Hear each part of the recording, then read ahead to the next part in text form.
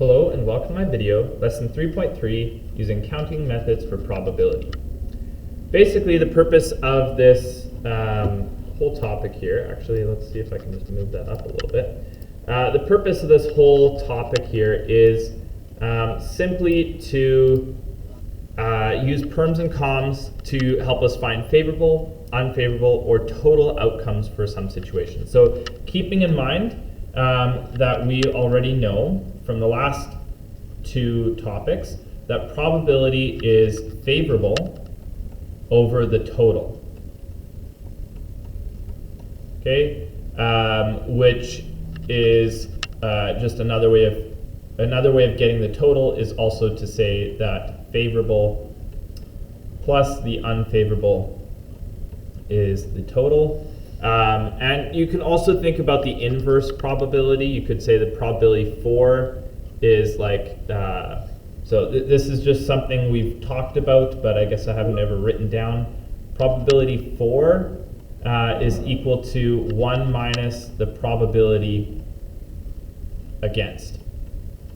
So just some interesting and important tidbits here, so that we can use this stuff that I just wrote in red and our probability, which like our perms and coms counting methods, in order to solve these problems. So, and factorial's helpful in some cases, and sometimes we might use the permutation where we have repeated items, where we have like the a factorial down here, b factorial, c factorial, however many repeated items. So let's use all that information to solve a bunch of different questions.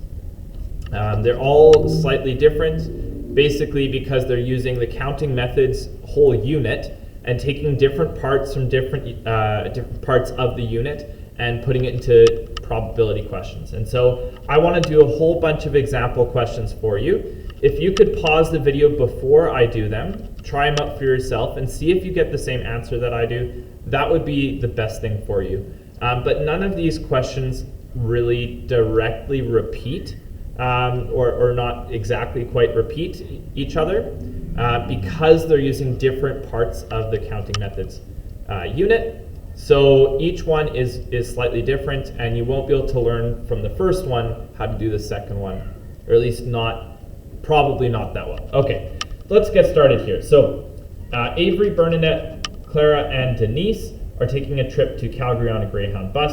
There are 2 seats on either side of the bus. Assuming all 4 friends want to sit in the same row, what is the probability that Avery and Bernadette are sitting in the same side? So basically, let's just think about what this situation is.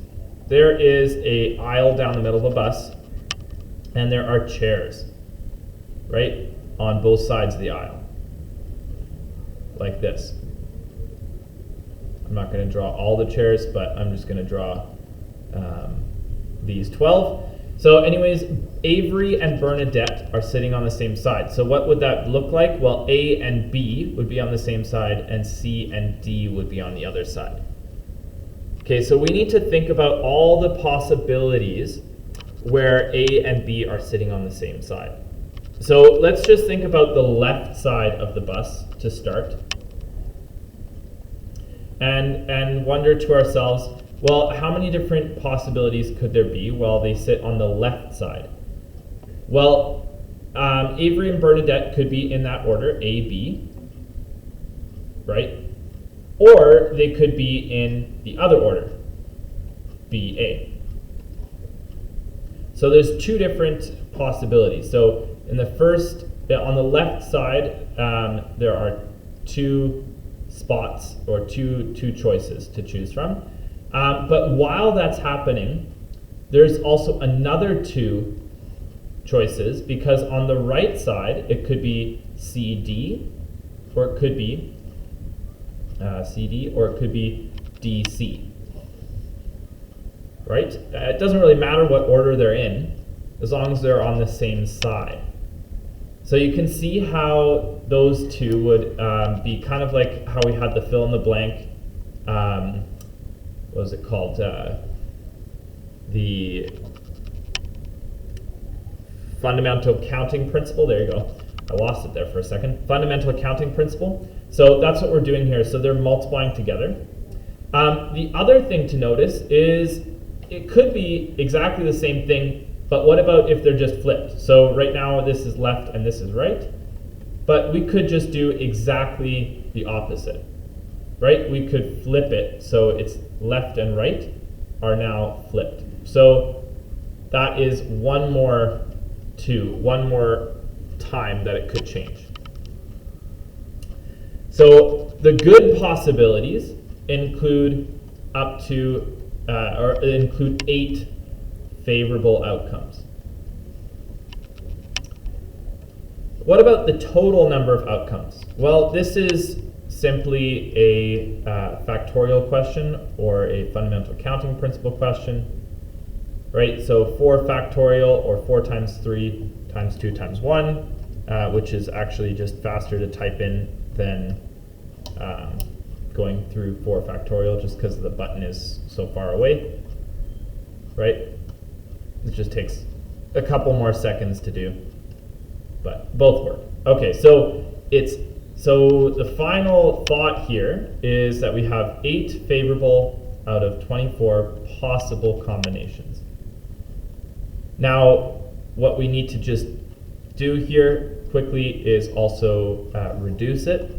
I don't know if you guys are aware of this, but these good calculators actually reduce things for you if you don't know how. So you could divide by 8 top and bottom and be able to reduce it. But maybe not even if you don't know how, but even if you know how, this might be faster for you. So for some of you, that might be helpful to know.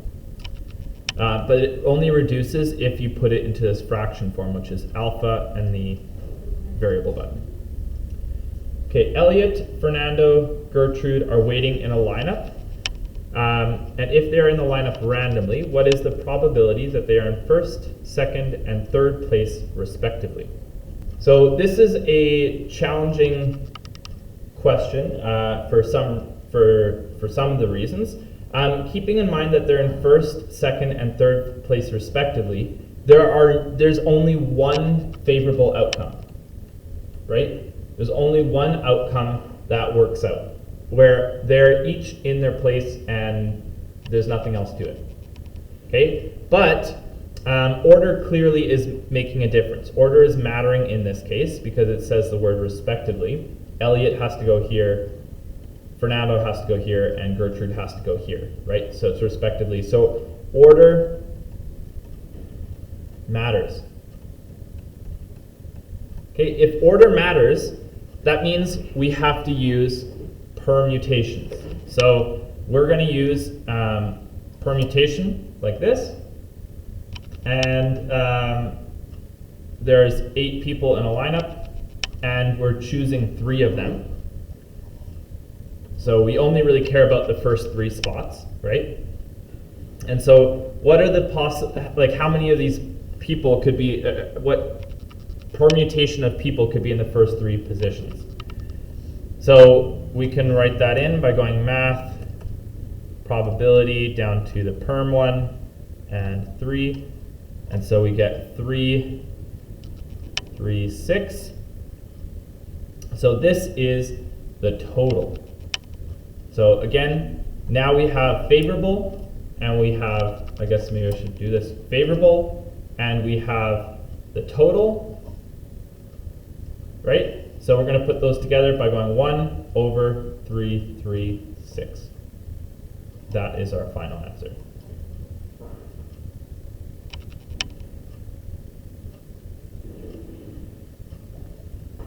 All right, looking at the next question. There is a jar of mixed jelly beans containing 20 green ones, 15 red ones, 10 blue ones, 19 orange ones. A lot of them are even numbers, and the 19's just really odd. Okay, the probability of taking 2 out 2 and only having red, what is that probability? Okay, so if we think about it this way, what is the favorable? So favorable outcome is there are 15 red ones, and we choose 2 of them. Okay, so it doesn't matter which 2, we don't care. but choosing two of them, how many outcomes are there? So math over to here, permutations, go 15, put a 2 here. So there's 105 different combinations of red ones, of 2 red ones, that is. Okay, so now what we're going to do is look at the combinations in total. So now we're going to look at the total combinations, which is going to be a much bigger number. We'll see if it lets us do this. It might be too big, actually. Hopefully not. It's going to be a 2 here, 20, 15, so 35, 45, 55, 64. Does that work out?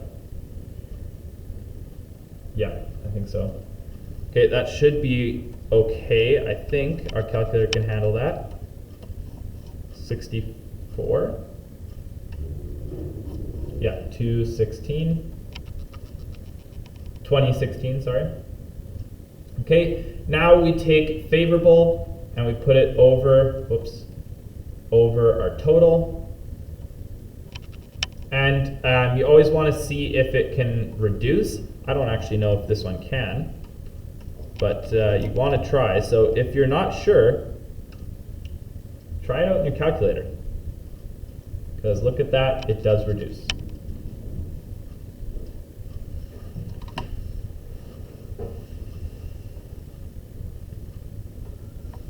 All right, same situation, but what is the probability of choosing at least one blue? Okay, so this is a little bit more complicated. Okay, it's similar, but it's a little bit more complicated. Let's do let's think about 2 different cases. Case number 1 is what if there are what if you choose only one blue?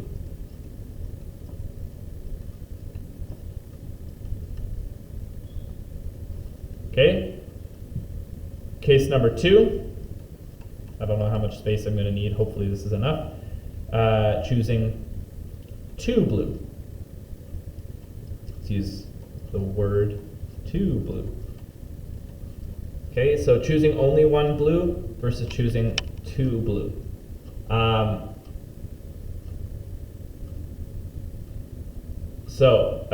Choosing 2 blue would be basically the same process as before. So C10 to 64 C2.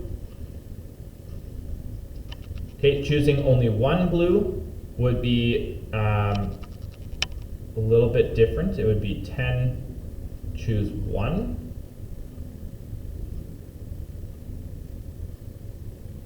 Out of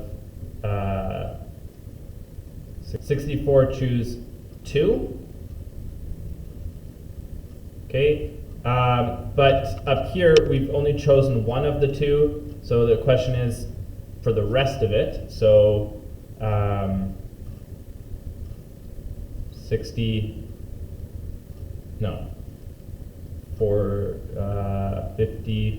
54 choose 1. That should work out, right? Yeah, 54 choose 1. And then we're going to multiply those 2 on top. So basically what's happening is we're saying the first one, or one of the 2, doesn't matter the order, again it's combination, one of the 2 is blue and one of the 2 is anything but blue. Okay, and then over here we have both of them are blue.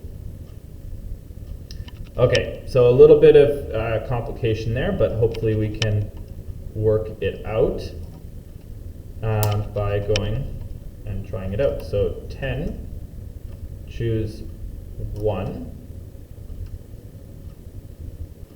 Okay, so that's, we're going to need more space, eh?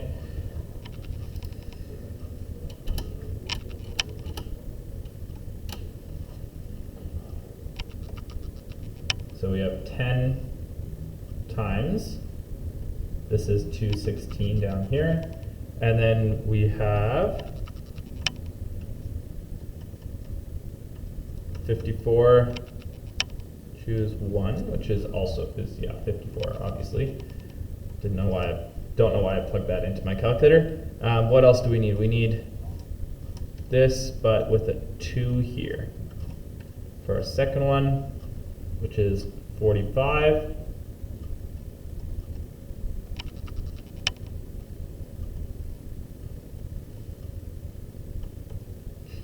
Okay, so we're finding the probability in both situations, and then we will be just adding them together afterwards. 5, 8, 5.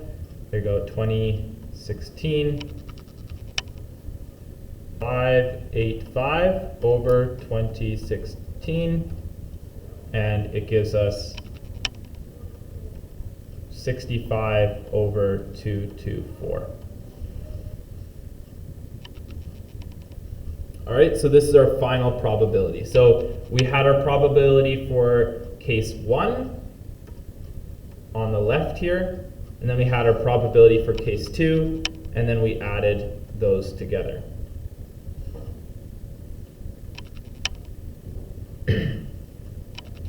What is the probability of none of the beans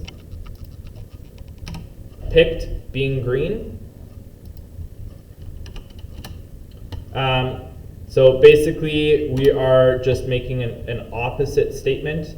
So none of them being picked green. So it's none of them picked green. So it's actually just the same as the last question except reversed.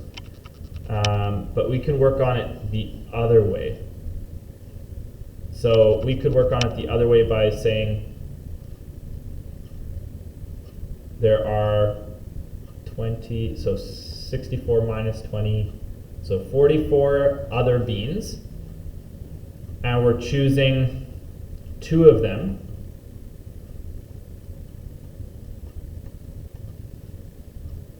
All right, so we can make this fraction here.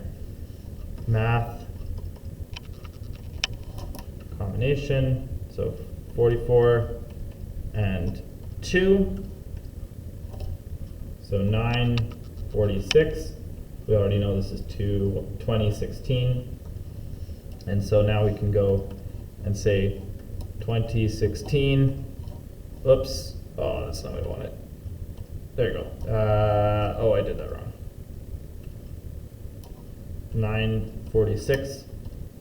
2016, so it doesn't simplify by much, but there you have it anyway.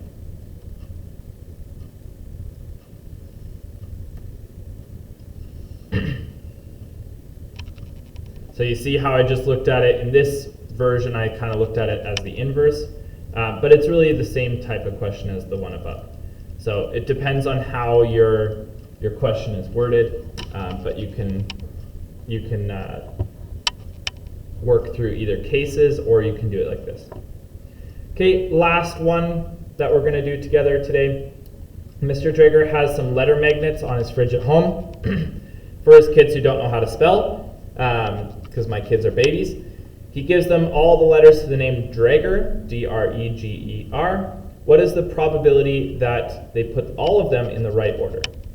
Like, considering that they don't know how to spell, right? Assuming they're just putting it randomly and whatnot. Okay, so what is the probability that they put all of them in the right order? Well, this is one of those permutation questions where, so order matters, right? But there's repeated elements. There's the R and the E that's repeated. So what we're going to do is we're going to use the n factorial over a factorial, b factorial, c factorial, dot, dot, dot formula. So what we're going to do is n is 6. There's 6 letters in total. And R is repeated and G is repeated. So they're both repeated twice. So I'm putting 2 factorial because they're repeated twice. And I'm doing that for both letters. So that's why I'm doing that 2 times. Okay, and so we can find the answer to this 6 times, well, I'll do it the way that you guys probably would want to.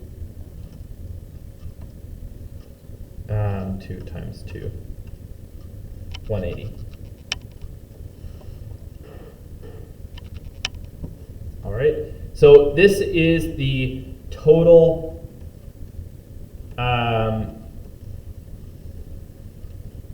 number of times or versions, right, of the name, including the fact that some of them are repeated. The total of 180 permutations, and only one of them is right. So if we are talking about probability, we'd say 1 out of 180.